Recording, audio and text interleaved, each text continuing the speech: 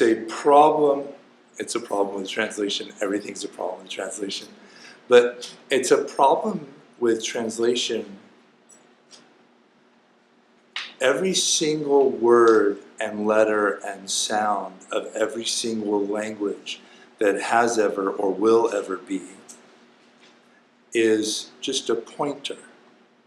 I'm just trying to, will you bring me that cup of tea? Hopefully we speak the same language. Hopefully you know what kind of tea I like, and if not, maybe I can ask for it. Or even names. Like, how many people in this room have one name that a certain family member calls them, or a loved one, or, and if anyone else called you that, you'd be like, excuse me, the what? Like, not okay. There's like 3 people on this planet that call me Franzi, and one of them is my big sister. Now it's 4. Oh boy. But that's the thing, right? Like, these words and signs and symbols are just ways of indicating. They're not real. They're not primordial. And when, people say things like, oh, that's a made-up word. And you're like, guess what? This is going to blow your damn mind. They're all made up. So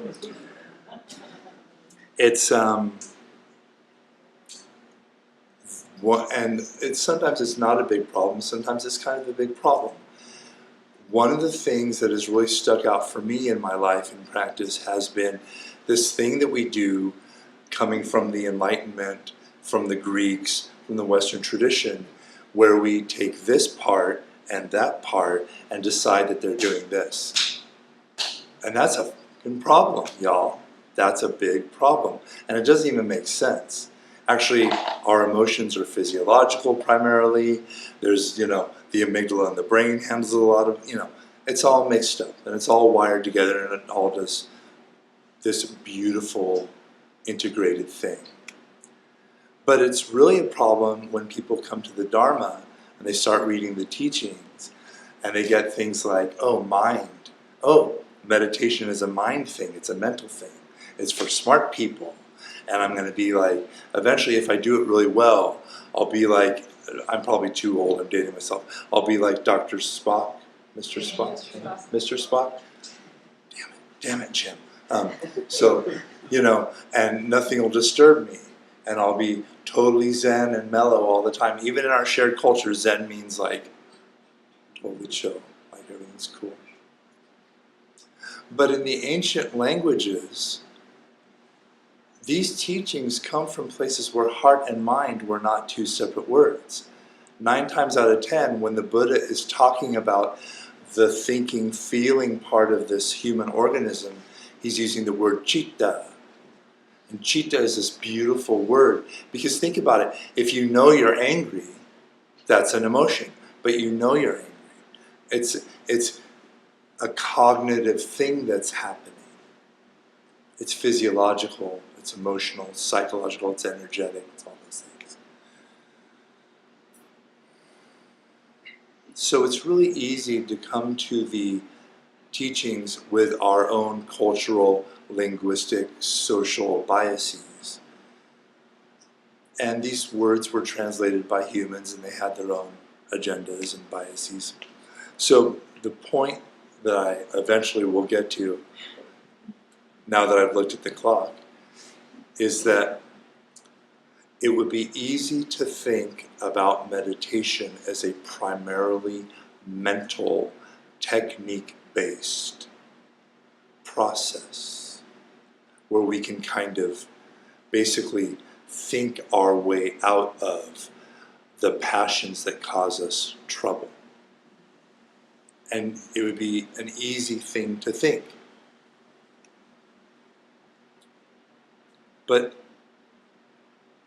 I want to propose to you that it might be more helpful and maybe closer to the original teachings to think about you as this vast field of awareness that includes your 5 senses and even includes, what the Buddha called the sixth sense. This is the classical model, right? The five senses plus Citta, thinking, feeling, psycho-emotional, physiological, anything you experience with the body and mind and heart. So, thinking of yourself as this vast field of luminous, clear awareness puts you squarely in the position of recognizing that thoughts and feelings and sensations arise and pass. You are never your anger, your hunger, your sadness, your fear. Just like I'm not the pain in my knee. That would be silly, right? I'm the pain in my knee. You're not the pain in your knee. If I'm not careful, the pain in my knee will make me a jerk. But I'm never the pain in my knee. Just like I'm not, I don't know, think of any kind of random, I'm not the tattoos in my skin. I paid someone money to stab me with ink. Anyway,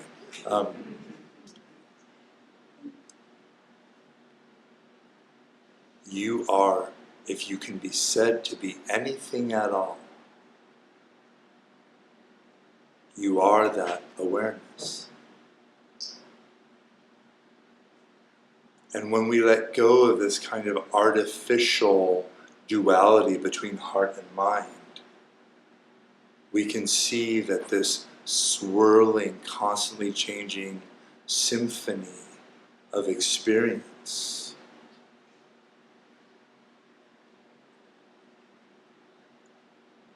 every second of every day is presenting itself to us, to be known by us.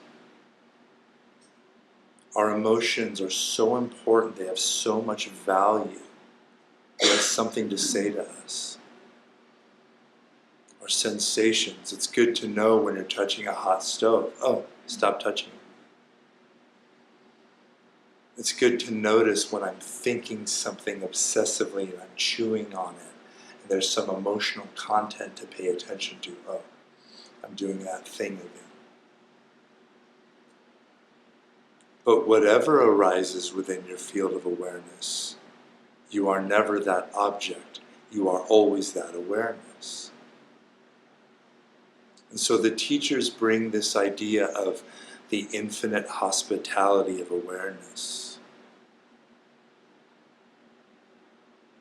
And in the later traditions, that's really teased out and drilled down on and explored by the Nyingma Tibetan tradition. They say, oh look, I've noticed that loving kindness and compassion is the perfect emotional analog for how awareness is. Loving kindness is this openness, this friendliness to experience, like you'd wave to a neighbor or a stranger. Just friendliness, openness. And compassion is the ability to meet whatever is arising. Someone is wounded, they tell you the wound in their heart, and you say, oh, and you're available to them. You're available to the wounds in your own heart, the pains in your body, the trials and tribulations of being an organism on a ball of dirt orbiting a hydrogen star. So, one way of thinking of this vast luminous awareness, as the Buddha called it, is in function and nature, this vast field of luminous infinite awareness that I am, if I can be said to be anything, is of the nature of kindness and compassion, open availability.